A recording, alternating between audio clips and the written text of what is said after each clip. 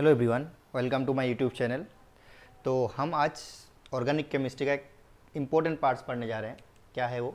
देखो, अगर हमें ऑर्गेनिक केमिस्ट्री पढ़ना है तो हमें प्रॉपर सीक्वेंस का ज़रूरत होता है, जो किस सीक्वेंस से हम ऑर्गेनिक केमिस्ट्री पढ़े ताकि हमें आगे कोई प्रॉब्लम ना हो। तो इसीलिए आज हम आपको ऑर्गेनिक पढ़ने का तरीका सिखाएंगे। जो ऑर्गेनिक केमिस्ट्री आप पढ़ेंगे तो कौन सा सीक्वेंस से पढ़ेंगे, मतलब कौन सा टर्म पहले पढ़ेंगे और कौन सा टर्म उसका बाद में पढ़ेंगे। अगर इस तरीके से आप पढ़ेंगे तो मुझे नहीं लगता है ऑर्गेनिक केमिस्ट्री में आपका दिक्कत होने वाला है।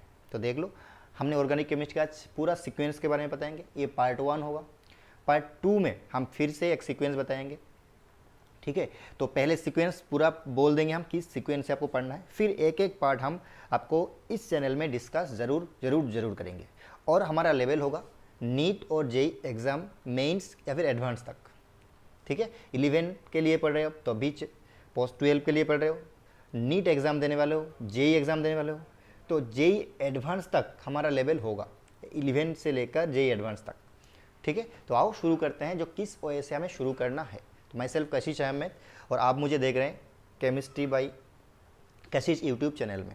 ओके, तो आओ शुरू करते हैं। आप कैसे ऑर्गेनिक केमिस्ट्री को एक प्रॉपर सीक्वेंस से पढ़ें। तो पहले हमने ऑर्गेनिक केमिस्ट्री पढ़ना शुरू करेंगे तो हम पढ़ेंगे ऑर्गेनिक केमिस्ट्री होता क्या है। देखो, about introduction of organic chemistry. जब भी आप ऑर्गेनिक केमिस्ट्री के बारे में जान लेंगे, जो ऑर्गेनिक केमिस्ट्री क्या है, तभी आपको पता चलेगा जो ऑर्गेनिक केमिस्ट्री का मतलब ही होता है कार्बन का केमिस्ट्री। किसका केमिस्ट्री? कार्बन का। ओके, तो हमें कार्बन के बारे में जानना है। किसके बारे में जानना है? कार्बन के बारे में जानना है। अब कार्बन के बारे में जब जानेंगे तो कार्बन्स का प्रॉपर्टी के बारे में भी हम जान लेंगे। क्या पर जान लेंगे? कार्बन्स का प्रॉपर्टी। ओके, आप आओ, कार्बन्स के बारे में जान लिया, कार्बन का प्रॉपर्टी के बारे में जान लिया। नेक्स्ट हमें पढ़ना है ऑर्गेनिक कंपाउंड्स क्या होता है। क्या होता है ऑर्गेनिक कंपाउंड्स? क्या होता है? अगर ऑर्गेनिक कंपाउंड्स क्या होता है आपने पढ़ लिया, फिर आपको पढ़ना है ऑर्गेनिक कंपाउंड का क्लासिफिकेशन। जब भी आप क्लासिफिकेशन पढ़ेंगे तो याद रखना, हम ऑर्गेनिक केमिस्ट्री का 2 तरह का क्लासिफाई कर सकते हैं। एक तो on the basis of carbon chain के ऊपर डिपेंड करके, और एक है on the basis of functional group. आओ हम नेक्स्ट पॉइंट में पढ़ते हैं। तो नेक्स्ट हमें क्या पढ़ना है? प्रॉपर सीक्वेंस है हमें। उसके बाद पढ़ना है, हमें क्या पढ़ना है उसके बाद? देखो, representation of organic compound. Organic compound को हम कैसे रिप्रेजेंट करें। देखो, हमने रिप्रेजेंट से पहले हमने क्या पढ़ा? ऑर्गेनिक कंपाउंड कितना टाइप्स का होता है, क्या होता है। उसके बाद ही हम पढ़ेंगे ऑर्गेनिक कंपाउंड को हम रिप्रेजेंट कैसे करें। तो रिप्रेजेंट करने का आपका 5 तरीके पता होना चाहिए आपको। क्या? एक होता है मोलिकुलर फॉर्मूला, इसको हम बोलेंगे MF। क्या बोलेंगे? MF। एक होगा आपका ग्राफिक फॉर्मूला, जिसको हम बोलेंगे GF। उसके बाद होगा स्ट्रक्चरल फॉर्मूला, जिसको हम बोलेंगे SF। फिर होगा condense formula, and last bond line notation, जो आपके लिए बहुत इंपॉर्टेंट मायने रखता है। कौन सा? Bond line notation. ठीक है, उसके बाद आपको पढ़ना है naming of carbon with respect to position. Carbon का नाम विद रेस्पेक्ट टू पोजीशन का हिसाब से कार्बन का अलग अलग नाम होता है। ठीक है, उसी का हिसाब से हम नाम पढ़ लेंगे। जैसे कि मान लो 1 degree carbocation, 1 degree carbon, 2 degree carbon, 3 degree carbon, 4 degree carbon. उसके बाद हम पढ़ेंगे कार्बोनाइल कार्बन। उसके बाद हम पढ़ेंगे अल्फा बीटा गामा। उसके बाद पढ़ेंगे विनाइलिक कार्बन। फिर हम पढ़ेंगे कायरल कार्बन। फिर हम पढ़ेंगे एकाइरल। लास्ट में हम पढ़ेंगे एसाइल ग्रुप या फिर एसाइल कार्बन एटम। तो ये था हमारा प्रॉपर सीक्वेंस किसका का, कैसे हम ऑर्गेनिक केमिस्ट्री को एक एक पार्ट में डिस्कस करेंगे और किसके बाद किसको पढ़ेंगे। ठीक है, आओ नेक्स्ट क्या पढ़ेंगे वो देख लेते हैं। नेक्स्ट देखो हमें क्या पढ़ना है। नेक्स्ट हमें पढ़ना है types of bond and there formation. कितना टाइप्स का बॉन्ड होता है और उसको हम फॉर्मेशन कैसे करते हैं। तो 2 तरह का बॉन्ड होता है, सिग्मा बॉन्ड और पाई बॉन्ड। सिग्मा बॉन्ड कैसे बनते हैं, पाई बॉन्ड कैसे बनते हैं, इसके बारे में हम पढ़ेंगे। फिर हम पढ़ेंगे सिग्मा बॉन्ड और पाई बॉन्ड को आप कैलकुलेशन कैसे करेंगे, कैलकुलेट कैसे करेंगे। एक पर्टिकुलर ऑर्गेनिक कंपाउंड में हम सिग्मा और पाई बॉन्ड को कैलकुलेशन करना सीखेंगे। ये नीट जैसा एग्जाम में, जेई जैसा एग्जाम में सवाल पूछते हैं। एक कंपाउंड दे दिया, उसमें कितना सिग्मा बॉन्ड कितना पाई बॉन्ड है, तो हम जब डिस्कस करेंगे डिटेल्स में तो वहाँ बता देंगे आपको सब बातें। आओ, ये खत्म होते इसके ऊपर डिपेंड करके हमें पढ़ना है अबाउट ऑर्गेनिक हाइब्रिडेशन। क्या पढ़ना है? ऑर्गेनिक हाइब्रिडेशन के बारे में पढ़ना है। ओके, अब ऑर्गेनिक हाइब्रिडेशन खत्म हो जाएगा तब आप पढ़ेंगे डिग्री ऑफ अनसेचुरेशन। क्या पढ़ेंगे? डिग्री ऑफ अनसेचुरेशन, जिसको हम बोलते हैं DU, या फिर इसको बोलते हैं डबल बॉन्ड इक्विवेलेंट भी बोलते हैं। क्या बोलते हैं? डबल बॉन्ड इक्विवेलेंट या फिर डिग्री ऑफ अनसेचुरेशन। नेक्स्ट हमें पढ़ना है नेमिंग ऑफ ऑर्गेनिक कंपाउंड्स। आप जानते हैं ऑर्गेनिक कंपाउंड्स का हम 2 तरह का नेमिंग कर सकते हैं।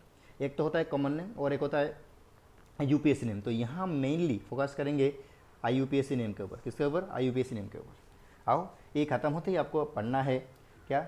अबाउट बॉन्ड्स ब्रेकिंग, क्या पढ़ना है? About bond breaking. Bond break हम कैसे करते हैं? तो बॉन्ड ब्रेक हम दो तरह करते हैं, एक तो होता है होमोलाइसिस, एक होता है हेटेरोलाइसिस। आओ, होमोलाइसिस और हेटेरोलाइसिस बॉन्ड ब्रेकिंग के बाद हम देखेंगे अबाउट रिएक्शन इंटरमीडिएट। क्या रिएक्शन? अब ये होमोलाइटिक और हेटेरोलाइटिक बॉन्ड ब्रेकिंग से ही मिलता है क्या हमें? Reaction intermediate. अब इसके बारे में पढ़ लेंगे। अब देखो रिएक्शन इंटरमीडिएट दो तरह का होता है, एक तो होता है क्लासिकल और एक होता है नॉन क्लासिकल। क्लासिकल क्या है, नॉन क्लासिकल है, डिटेल्स में हम जब पढ़ेंगे तब आपको पूरा बता देंगे। तो क्लासिकल में 3 आता है, एक होता है कार्बोकैटायन जिसको हम C प्लस से डिनोट करेंगे, कार्बो एनायन जिसको हम C माइनस से डिनोट करेंगे, और फ्री रेडिकल जिसको हम C डॉट से डिनोट करेंगे। नॉन क्लासिकल में क्या क्या है? कार्बीन है, नाइट्रीन है और क्या है? बेंजाइन है। ओके, ये खत्म होते ही हम पढ़ेंगे अबाउट इलेक्ट्रॉनिक इफेक्ट। क्या पढ़ेंगे? अब मैं अगर बोलूँ आपको, जो पूरा organic chemistry is the Holi या फिर in the simple the application of electronic effect, पूरा ऑर्गेनिक केमिस्ट्री में जिसका आप एप्लीकेशन करते हैं वही क्या होता है? इलेक्ट्रॉनिक इफेक्ट, या फिर इसको हम और नाम से जानते हैं, जिसको हम बोलते हैं इलेक्ट्रॉन डिस्प्लेसमेंट इफेक्ट।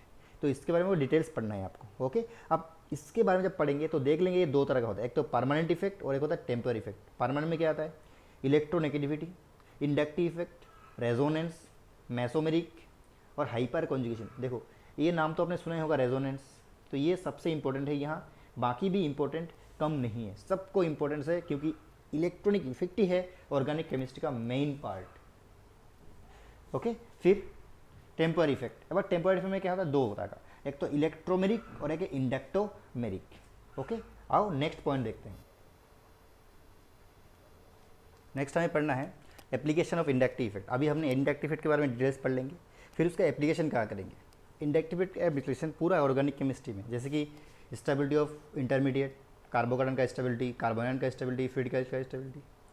उसके बाद हमें पढ़ना है एसिडिक स्ट्रेंथ का स्टेबिलिटी, या फिर एसिडिक स्ट्रेंथ किसका? कार्बोक्सिलिक एसिड का, एल्कोहल का और फेनॉल का। फिर बेसिक स्ट्रेंथ किसका? एमीन्स का और एनिलीन्स का। फिर रिएक्टिविटी किसका? एल्काइल हैलाइड का, एल्डिहाइड कीटोन का। तो ये सारे एप्लीकेशन, इन सब का एप्लीकेशन हम किससे कर सकते हैं? इंडक्टिव इफेक्ट से कर सकते हैं। और भी बहुत सारे एप्लीकेशन है जो हम आगे देखने वाले हैं। तो ये था हमारा सीक्वेंस का पार्ट 1। अगर आपको ये सीक्वेंस पार्ट 1 अच्छा लगा तो हम इसके बाद क्या पढ़ना है वो पार्ट 2 में बताएंगे। ओके।